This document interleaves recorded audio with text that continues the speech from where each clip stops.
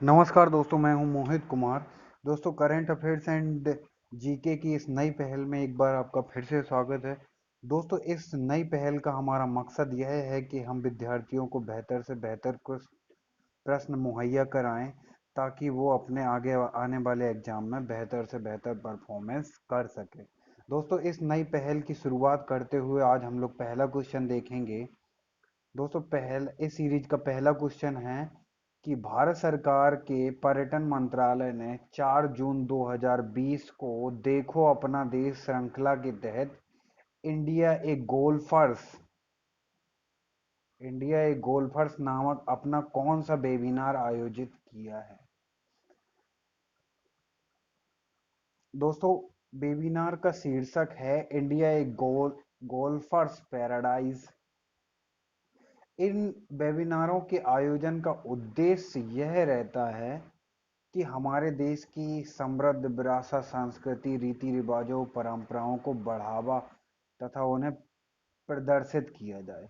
तो हमारे ऑप्शंस हैं, 22वां वेबिनार है या 24वां वेबिनार है, या 25वां है, या 28वां है। तो इस तरह से ये हमारे इंडिया ए गोल्फर सीरीज का 28वां वेबिनार है। दूसरा क्वेश्चन हम लोग देखते हैं दोस्तों। दूसरा क्वेश्चन है, हाल ही में इन्वायरमेंट परफॉर्मेंस इंडेक्स 2020 जारी की गई है। इस रिपोर्ट का कौन सा संस्करण है। दोस्तों, ये इन्वायरमेंट परफॉर्मेंस इंडेक्स 2020 ये येल यूनिवर्सिटी द्वारा जारी की जाती है और इसमें भारत ने 168वीं रैंक प्राप्त की है। यह रिपोर्ट द्विवार्षिक आधार पर यानी कि 2 वर्षों के अंतराल पर यह रिपोर्ट पेश की जाती है। हमारे ऑप्शंस है, 8वां संस्करण है, 10वां संस्करण है, या 12वां या 14वां। तो हमारा करेक्ट आंसर है आंसर सी, यानी कि 12वां। क्वेश्चन नंबर तीसरा देखते हैं। महाराष्ट्र के एक स्टार्टअप ने कोविड-19 के रोगियों के इलाज करने वाले अस्पतालों की ज़रूरत को पूरा करने के लिए अपनी तरह का पहला इंटरनेट नियंत्रित रोबोट। दोस्तों, ऐसा है कि अभी तक बहुत सारे चिकित्सा कर्मी, बहुत सारे सुरक्षा कर्मी जो कि कोविड-19 की चपेट में आकर अपनी जान गंवा चुके हैं। तो इन सारे उपायों के मद्देनज़र महाराष्ट्र सरकार ने एक स्टार्टअप की शुरुआत की गई है जिसके तहत कोविड के रोगियों को चीज़ें मुहैया, सुरक्षा सुविधा उपलब्ध कराने हेतु एक रोबोट इस्तेमाल किया गया है। उस रोबोट का नाम क्या है। उस रोबोट का नाम है आपका Coro robot, Covid bot, robo helper, net robo. तो उसका करेक्ट आंसर है आपका कोरो रोबोट। दोस्तों, इसके बारे में थोड़ा और बताता हूँ। महाराष्ट्र का एक स्टार्टअप है पीएनपी सॉल्यूशन, पीएनटी सॉल्यूशन ने कोविड-19 के रोगियों को इलाज करने के लिए अस्पतालों की ज़रूरत को पूरा करने के लिए एक इंटरनेट रोबोट बनाया है। ठीक है, जो मदद करेगा उनकी। क्वेश्चन नंबर तीसरा हम लोग देखते हैं। क्वेश्चन नंबर तीसरे में है, वर्ल्ड फूड सेफ्टी डे कब मनाया जाता है। आपके ऑप्शंस हैं, 6 जून, 7 जून, 8 जून, या 7 जुलाई। तो दोस्तों, 2020 की एक्चुअली में थीम है हमारी फूड सेफ्टी एवरीवन बिजनेस। मतलब खाने की बचत करना ही सभी लोगों का बिजनेस है, हमें यही समझना चाहिए। और इसी के तहत एवरीवन्स बिजनेस। ठीक है, इसका करेक्ट आंसर है आपका 7 जून। करेक्ट आंसर है आपका 7 जून। क्वेश्चन नंबर 5वां देखते हैं।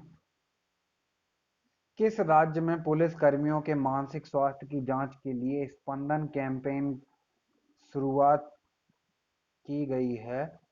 ऑप्शंस हैं आपके छत्तीसगढ़, मध्य प्रदेश, उत्तर प्रदेश, झारखंड। तो दोस्तों हाल ही में छत्तीसगढ़ सरकार ने छत्तीसगढ़ के पुलिसकर्मियों की मानसिक स्वास्थ्य व सुरक्षा के लिए एक कैंपेन चलाया है, उसका नाम स्पंदन है। आगे हम लोग छठवां क्वेश्चन देखेंगे। निम्नलिखित में से कौन रिचर्ड डॉकिंस पुरस्कार पाने वाले पहले भारतीय बन गए हैं? आपके ऑप्शंस हैं जावेद अख्तर, चेतन भगत, के सिवान, शशि थरूर। तो छठवें क्वेश्चन का आपका करेक्ट आंसर है जावेद अख्तर। जावेद अख्तर, यह जो पुरस्कार है रिचर्ड डॉकिंस, यह पुरस्कार स्वतंत्र विचारों के लिए और धार्मिक रूढ़ियों की जांच करने और मानव प्रगति एवं मानवतावादी मूल्यों को आगे बढ़ाने के लिए यह दिया गया है, रिचर्ड डॉकिंस पुरस्कार जावेद अख्तर को। जावेद जावेद अख्तर आपके फरहान अख्तर के पिता हैं, जिन्होंने भाग मिल्खा भाग मूवी की थी। जावेद अख्तर।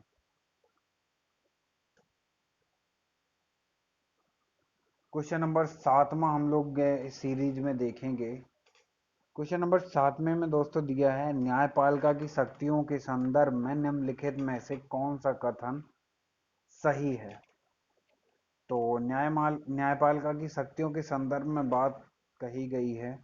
आपका पहला स्टेटमेंट है, साधारणतः एकात्मक शासन प्रणाली में न्यायपालिका कमजोर होती है। एकात्मक शासन प्रणाली जैसे कि चीन में है एकात्मक शासन प्रणाली, भारत में संघात्मक शासन प्रणाली है, और वहां पर अमेरिका में राज्याध्यक्ष यानी कि राष्ट्र मतलब वहाँ का राष्ट्रपति सर्वे सर्वा होती है, यानी कि राष्ट्रीय वहाँ पे संसदीय राष्ट्रीय आपकी शासन प्रणाली है, राष्ट्रपति शासन प्रणाली। दूसरा स्टेटमेंट है, संघात्मक प्रणालियों में न्यायपालिका की शक्तियां हमेशा अधिक होती हैं। तो यहाँ पर दोनों ही स्टेटमेंट करेक्ट हैं। संघात्मक जैसे कि भारत में है, यहाँ पर संविधान का सर्वे सर्वा हर चीज आपका सुप्रीम कोर्ट है, यहाँ पर न्यायपालिका स्वतंत्र और अधिक शक्तिशाली होती है। तो आपका ऑप्शन सी करेक्ट होगा इसका। क्वेश्चन नंबर 8वां देखते हैं हम लोग। क्वेश्चन नंबर 8वें में दिया गया है, निम्नलिखित में से कौन से कथन भारतीय न्यायपालिका की विशेषताओं में शामिल नहीं है? नहीं है और हाँ, इन दोनों में बहुत ही कंफ्यूजन होता है। सत्य असत्य इन तरह से क्वेश्चन पूछ लिए जाते हैं। तो सबसे पहले बेहतर यही होगा कि हमें क्वेश्चन को बेहतर तरीके से पढ़ना और समझना होगा, ताकि हम लोग आगे अपने क्वेश्चन को सॉल्व कर सकें। तो आपका पहला स्टेटमेंट दिया गया है, विधायिका और कार्यपालिका के स्तर पर संघात्मक ढांचा होने के बावजूद न्यायपालिका के स्तर पर यह एकात्मक होने के नजदीक है। विधायिका एवं कार्यपालिका के स्तर पर संघात्मक ढांचा होने के बावजूद न्यायपालिका के स्तर पर यह एकात्मक होने के नजदीक है। भारतीय न्यायपालिका इस तरह का कोई भी प्रावधान नहीं है। अगर एकात्मक होता तो न्यायपालिका में अधिक शक्ति नहीं होती, सुप्रीम कोर्ट के पावर इतनी इतनी पावर नहीं होती कि वो अपनी गाइडलाइंस आपका गवर्नमेंट पर भी इम्प्लीमेंट कर सके, जिससे कि यह साबित होता है कि भारत में अभी भी एकात्मक जो शासन प्रणाली है वो नहीं है, भारत एक संघात्मक है। तो संघात्मक, तो पहला कथन आपका गलत हो गया है। मूल अधिकारों के संरक्षण के तौर पर तथा संविधान के निर्वाचन की अंतिम शक्ति रखने के कारण भारतीय न्यायपालिका शक्तिशाली काफी शक्तिशाली है।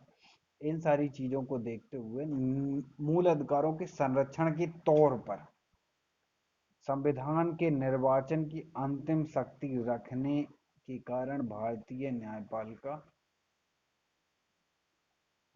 ऐसा नहीं है दोस्तों। मूल अधिकारों के संरक्षण के तौर पर ठीक है, ये सब भाई बात सही है, लेकिन संविधान के निर्वाचन की अंतिम शक्ति रखने के कारण नहीं। चुनाव आयोग है, भारतीय न्यायपालिका तो है ही, लेकिन इससे पहले चुनाव आयोग भी है, वो निर्वाचन की सारी प्रक्रियाएं देखता है। तो आपके दोनों ही कथन आपके दोनों ही कथन आपके सत्य हैं, पर यहाँ पर नहीं पूछा गया है, तो इनमें से कोई नहीं। क्वेश्चन नंबर 9 हम लोग देखेंगे। क्वेश्चन नंबर 9 में दिया गया न्यायिक सक्रियता यानी कि जुडिशियल एक्टिविज्म के संदर्भ में निम्नलिखित के संबंध में निम्नलिखित में से कौन सा कथन सही है।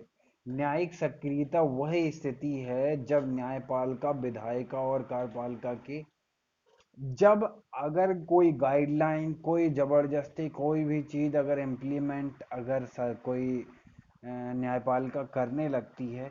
वैसे तो आपका स्टेटमेंट पहला करेक्ट है, क्योंकि न्यायपालिका विधायिका और कार्यपालिका के निश्चित मतलब कार्यों के लिए उनको एक गाइडलाइन जारी कर सकती है, एक इम्प्लीमेंटेशन कर सकती है।